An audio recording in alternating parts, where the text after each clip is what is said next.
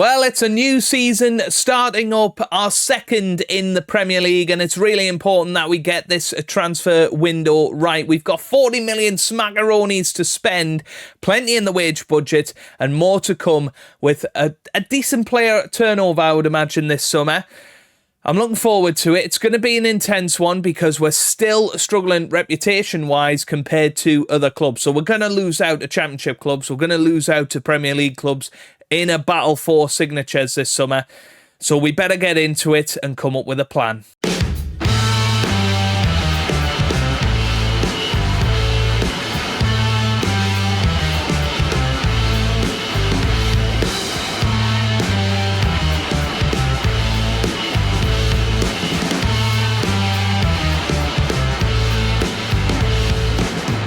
Hello, how's it going? Welcome back to some more Football Manager 2024 and another part of non-league to Champions League with South Shields. Today we have the Season 9 transfer special as we prepare for our second season in the Premier League. We just about stayed afloat last season, had some incredible results in the second half of the year that managed to get us out of the relegation zone, but improvements are needed if we want to stay in for a third season in the league. First of all, we will look back at last year and sing the successes, I suppose. Ahmed Hassan was voted signing of the season for us, made 14 starts and 11 substitute appearances, 6 goals and 3 assists and a 7.0 average rating.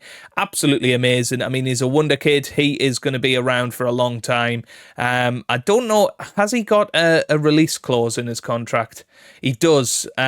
For clubs in the Champions League, £79 million. If we get relegated, £39 million. So, at the very least, he's going to give us a lot of money when he goes. David Washington, of course, we brought in on a free transfer from Blackburn Rovers, 19 goals and from 34 appearances and 6 starts, 3 assists and a 6.95 average rating. We brought in Freddie Woodman on loan. He was our experienced hands in goal, 38 appearances, 1 substitute appearance as well. Did really, really well. And we might look to bring him in on a permanent deal just as a backup goalkeeper to Hoyen Hal, who we'll talk about in a minute. Leon Bailey, he came in on a free transfer, scored some incredible, important goals, 7 goals and 2 assists, 13 starts for him. He will be invaluable next season as well. Clayton came in January, 2.4 million, scored a hat-trick in 1 game, didn't do anything in the other one, so he's maybe somebody we will look to move on in the summer. Alexander was a player that came in January as well on a free transfer. 16 starts, 1 goal, 1 assist, but very, very solid. Can play in defensive midfield and left back. Miles Lewis-Skelly was one of our last players to come in. He had 10 goals and 10 starts and 13 substitute appearances, 1 goal and 5 assists. He is a player with a lot of potential. Again, free transfer, very, very good business. Kim Christian Hoyenhal will probably be our first choice goalkeeper going forward. 2.1 million he came in for, did okay. Cody Dramer was a good backup signing for £2.3 million. 6 starts and 18 substitute appearances. Josh Da Silva came into his own in the second half of the season as a box-to-box. And James Maddison, very good signing, I think. Lots of experience. I know I had a lot of criticism for signing James Maddison. £125,000 a week. He is retiring at the end of the season, but 5 goals and 7 assists very much helped us stay up this year. Pierre Koopmeiners, bit of a sort of under-the-radar signing, I suppose, was our anchor man throughout the season and probably will remain this season. 30 starts, was one of the most ever-present players in there. Prendergast, Akomia, Calvert-Lewin, of course, came in, scored 3 very important goals towards the end of the season. Jack Allen still knocking about. Novotny, 19-year-old, we fought Juventus, AC Milan, amongst others, Dortmund, to get his signature. He scored 6 goals and 2 assists. And Zach Brown came in from Manchester United. So some really good signings. Paul Glatzel went away and did well in Germany. Very happy to see that. Mully had an okay season at Peterborough, £7 million. So I think we were the winners out of that. And Evan Watts did play for Chelsea in 1 match. But yeah, he did not he did not play too much. And in the loans out, you can see Raksaki, Fieldson, Cunningham had a good season out at Hartlepool. Hong Hyun Seok will hopefully be joining Trabzonspor on a permanent deal, because he's about £22 million worth of player, if that goes through. Ethan Wheatley as well scored 4 goals in 12 starts for QPR in the second half of the season, so it'll be interesting to keep an eye on him. Season results then, of course, we got off to a very tough start. We did win 2 of our opening 5 matches, but then went on an 11-game not losing streak, but no victories in that. But that victory against Leeds United away from home, that was huge. We then backed that up with a win against Southampton, another win against Brentford on Boxing Day, beat Fulham in 2 matches this season, and of course Fulham finished in and around us. We beat Burnley away from home. That was a catalyst for a couple of good results against Liverpool there, and then of course the 3 matches in a row, that's what turned our season around. 2-1 at Villa, 3-2 against Newcastle, and 4-1 against Bournemouth. If we hadn't come back and won that game against Newcastle, who knows what could have happened in the rest of the season. We just about picked up enough points to get through. We got through the 5th round, the FA Cup, and the 4th round of the Carabao Cup. Moments to remember then. 5-0 victory was our biggest win over Bradford City in the Carabao Cup. The match to remember was, of course, the opening day of the season, beating Fulham 2-1 away from home. David Washington with a 93rd minute winner. It was awesome. And the goal of the season went to Josh Da Silva in the defeat against Leeds United. It was a good goal, but obviously not how we want to celebrate in a match that we defeated. Our reputation is national now. It's pretty good. Sponsorship has increased, broadcast revenue. I mean, that's where the big difference is in the Premier League. £89 million there. £84,000 in corporate and hospitality. £7.95 million in competition prize money. And we've doubled our match day commercial and retail. Maddison sold the most shirts, followed by Hassan, Calvert-Lewin, Bailey, and Minty, interestingly enough. But we made $3.72 million from merchandise sales last season. And this was the best 11 of the year. Woodman in goal, Chamadeo, Naroki, Hughes and Allen in defence. Coop Miners holding the midfield with Maddison and Da Silva in the middle. Hassan and Bailey starting behind David Washington up top. Fans Player of the Year was Junior Chamadeo. He is going to become a crowd favourite. Young Player of the Season was Hassan. Signing of the Season was Hassan. Top goal scorer David Washington, as we've said. Most assists was Chamadeo with 10. Most Player of the Matches was Washington with 4. Highest average rating was Hassan, and Naroki got the most passes completed. Some records: Ethan Wheatley is by far our most league goals scored by a player, 143 there. Our record transfer fee is Ahmed Hassan with a £9.5 million deal, and Mully is our highest transfer fee received. I'm assuming both of those are going to change this summer. South Shields looked a class above the rest of the relegation contenders when they got going in the middle of the year. Few will have expected this outcome, but they gave themselves a chance and have reaped the rewards. Okay, fantastic then. Yeah, very, very happy with that. The board are looking at expanding the stadium, which I think is a really good plan to get in place. Hopefully we'll get that sorted today. As I say, we've got £40 million in the transfer kitty. We've got plenty of money to be spending as well going forward. So I'm really excited to see what happens. Adam Edgar, remember him? Goodness me, we sold him for 300k. He's been playing regularly for Cardiff. That's good to see. Good to see. But, you know, you look at this squad and you think, where can it really be improved? And I think some of the places we have to think about, goalkeeper. We need a good backup goalkeeper to go along with Hoy and Hal this season. I think central defence is definitely somewhere that needs improving. Akomia didn't really perform to the levels I expected him to. Left back, I think, is sorted now with Alexander. Don't think we need to touch that. Defensive midfield with Coop Miners, quite happy with that position. Obviously, somebody to replace James Maddison in the middle of the park, and somebody to help David Washington out up front is massive. Left winger, some really top quality attacking players, but defensively, that is where we have struggled this season. I mean, if you look at the amount of goals we've conceded 78 goals this season, which is the third most in the league, but actually scoring wise, we're about 10th. So we're not bad going forward. It's always the same deal. But Chelsea won the league this year. That's interesting. Didn't really keep an eye on what was happening at the top. Brentford there in 6th place as well. That's pretty cool. Tottenham finishing 7th in the end. Newcastle out of the top 7 and actually have sacked their manager. So I wouldn't be surprised if we got an interview for that. Obviously, we're not going to join it. It's a South Shields project. And it's not a journeyman save, so we're not interested in any other jobs. The only job we've ever been offered or considered for is the England job, which is interesting in itself. But I'll go forward. I'll make some plans with what signings we're going to make, and I'll see you guys when we put them into place. Well, look at this. We are going to be expanding our stadium. It's going to take nearly a year to complete. Oh my God, we're moving out of the Robert Briggs Arena. We're going to the Stadium of Light. Oh, no. Could have at least been St. James's. Oh, that's really annoying. I mean, the Stadium of Light is 60,000 capacity. It's actually a bigger stadium than St.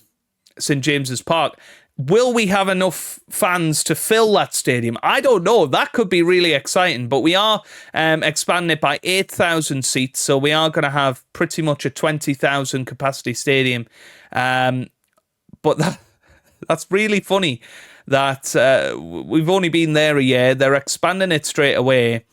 It's going to be completed in April. So we are actually going to be back at the Sir Robert Briggs for the final few games. But we are moving to the Stadium of Light next season. That should mean that we don't have any matches postponed for waterlogged pitches or anything like that, because they have got undersoil heating and that sort of thing. So I would imagine it'll be all right. Sunderland were promoted last season, so that's interesting. So we're going to ground share with a Premier League team. Well, it is what it is. We can't do anything about it. So yeah, I'm really, really excited to see what's going to happen with all of this. Really cool. We're going to be playing in the Stadium of Light next season. 60,000 fans in that stadium. Okay, first signing of the window, and it is Nasim Husa, who is a 20-year-old Swiss central defender. He's actually a wonder kid. Really looking forward to seeing how good this guy actually is. Came up on the scout reports. Wasn't worth too much money. I mean, 17.5 million. That is massive for South Shields Football Club, of course. But in the grand scheme of things, somebody who is a wonder kid who can come straight into the team. He's already a star player, 4-star ability and 5-star potential, good Premier League quality, and can play at centre-back. He can play at right-back if we need, at defensive midfield. So he's going to be a very versatile player, already worth £71 million. I think that is a cracking piece of business. Okay, second signing of the window is going to be Daniel Perret, who we came up against Leeds last season. He's going to come in as basically our option goalkeeper. Him and Hoy and Hal are probably as good as each other, so they're going to be our 2 goalkeepers next season. He kept 7 clean sheets in a team that were relegated last year in Leeds United. He's been very solid over the years in the Premier League. I think is definitely somebody that will contribute well to the team. So fingers crossed, that's a good signing. Needed another experienced pair of hands in goal to take us forward this season. Well, quite a sad one. Simon Dingra, who was such a key part of our team getting out of the Championship, he is going to be leaving us. Didn't really have any first team football last season, so to get a decent amount of money for him, I'm very, very happy with that. 15.25 million coming in for Simon Dingra, and that money can definitely go elsewhere and improve the quality of the team. Okay, another signing through the door is going to be Vivaldo Semedo. He's coming in from Casa Pia in Portugal. He obviously has been at Brighton in the past, has been at Udinese in the past. He looks like a good player. He's scored a lot of goals in Portugal over the last few years, coming into his prime, only 26 years old, and a decent price point, really, at £8 million. So let's bring him in. Let's see what quality he has. 4-star ability. That's the sort of player you want to see through the door. Somebody that's coming in already as a good Premier League player, and will already skyrocket to £17.5 million worth of value. And you can see we're not actually expected to be the worst team in the Premier League this year. The second worst, but not the worst. And hopefully with a few more signings, we can be more up here. Good signing so far, though. Plenty of free transfers in the pipeline as well. Okay, next signing of the window is Douglas Luiz, experienced Brazilian international midfielder, of course, a former Aston Villa player, did join Paris Saint-Germain for £22.5 million. He's never really set the world alight, but has always looked like a very, very solid player in the Premier League. He's a decent Premier League signing. He's somebody that can come in and provide us with that experience and depth that I think is left by James Maddison, and he's a fraction of the wage as well. Already worth £31 million. I think definitely a sensible move to get him in on a free transfer. Okay, next signing, and it is a bit of an FM24 legend for us, a guy that we had in the Everton project, of course, and it is Betto. He's come in, he's 33 years old now, which I know is quite old, but he's still scoring Premier League goals, a little bit similar to the Calvert-Lewin signing last year. He comes in with a pedigree of scoring Premier League goals. Honestly, got a frog in my throat here. He's still a good Premier League player. We've got the option of making the deal permanent at the end of next season, which I think is a really good deal to have in there. Good option to have. And it weakens one of our potential relegation rivals in Everton, because they're losing that impact substitute. So I think up top, we're doing all right, actually. I think overall that the squad is looking pretty decent. I know star rating wise it's not fantastic at the moment, but we know that there's some incredible performers in there, the likes of Junior Chamadeu, the likes of Novotny. We know that he can come in off the bench and can do a great job. Alexander's a really good player. Hoyenhal's good. And we've got some real star players up the top. Interestingly, Minty's wanted by Sunderland. They haven't come forward with an offer, but you know, if they're offering a decent amount of money, we might submit to that. Looking at Ethan Wheatley, he's probably the player that's going to say goodbye this season. It's going to be a really sad one. But unfortunately, he's just not good enough for Premier League level. Apparently, he's only a decent League 2 player. We know that's not true. Leon Bailey's really declined as well over the summer, which is a real shame, because he was doing really well towards the end of last season. We'll obviously keep him in and around the squad. Ronan Cromie's declined a little bit as well. Clayton is somebody that I want to be getting rid of if I can. No, Rocky, he might be coming to an end as well with his stay, but he's a very, very solid defender.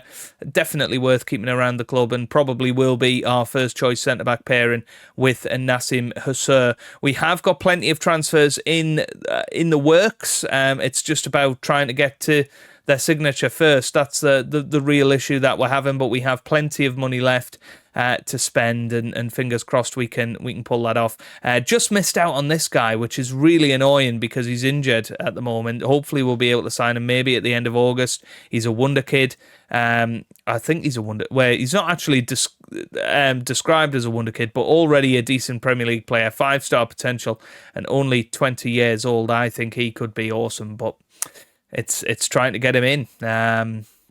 He's failed his medical, and they're not happy with that. So, yeah, we'll keep pushing, keep trying to sign players. At the moment, we are predicted to finish in 18th position. So we have improved a little bit. Hopefully we can keep going with that.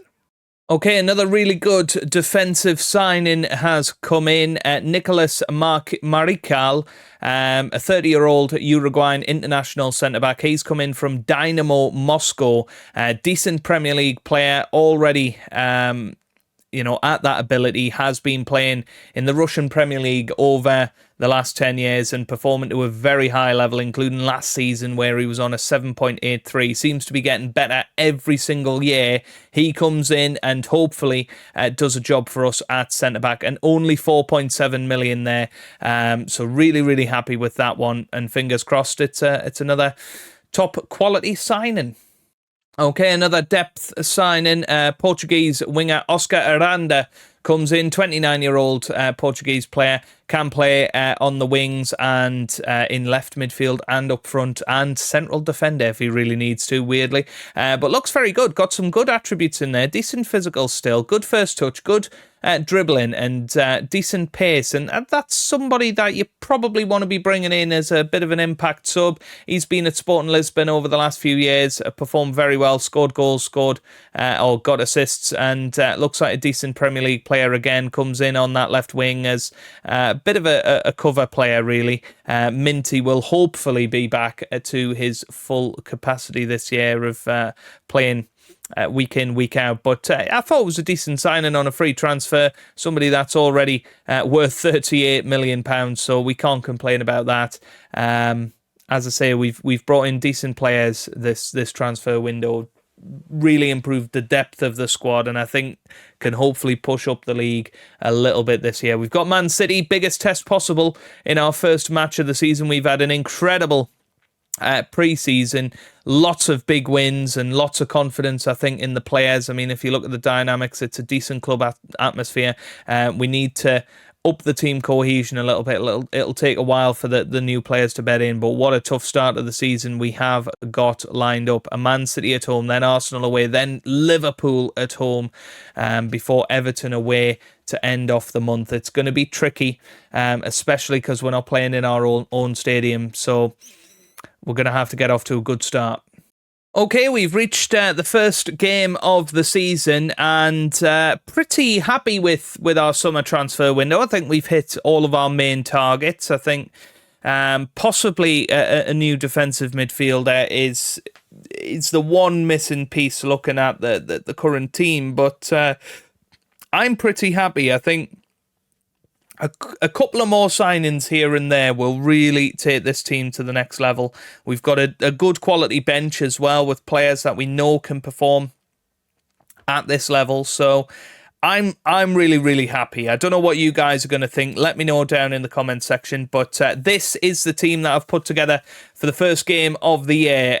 Daniel Peretz starting in goal. Then Nasim Husa, Marical and Alexander in defence. We've got Coop Miners holding the midfield, with Hassan in the middle of the park, taking over the James Maddison creative role. Lewis Skelly joins him in the box-to-box role, with Minty and Aranda starting wide of Vivaldo Semedo up top. We've got David Washington on the bench. He will usually come in on that left-hand side, I think, going forward. But for now, he's out of the team just because he's recovering from injury. But I'm really excited. I think it's going to be a good season. I'm hoping that we can stay up again. Looking at the season preview, they're expecting us to just about go down. So if we can beat the teams around us again and hopefully capitalise on decent home form, then fingers crossed we can get more mid-table. We're certainly closer to those teams than we are to the likes of Reading,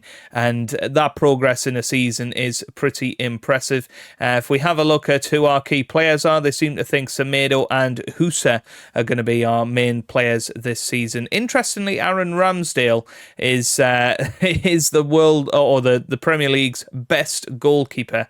That's an interesting one, isn't it? Don't really know, and there's no teams there that are outside of the top six, so they're going to be continuing to dominate at the top. You feel it's going to be very difficult to break into that top 10. I've said it before, but Fulham, they very nearly went down last season. We had 2 victories over them. They're predicted to finish 9th this year. So I'm excited. I think it's going to be a good season. I think it's going to be a tough start to the year. Playing Man City, playing Arsenal, playing Liverpool in our opening three. We could be bottom of the table, rock bottom, after 3 games. So we're going to have to pick up results against the likes of Everton when we come up and play them next time out. So if you have enjoyed this video, give it a big thumbs up. Let me know down in the comment section, where do you think we're going to finish this year? Subscribe for daily Football Manager videos, and I hope you guys are having a wonderful day. Thanks for watching, and goodbye.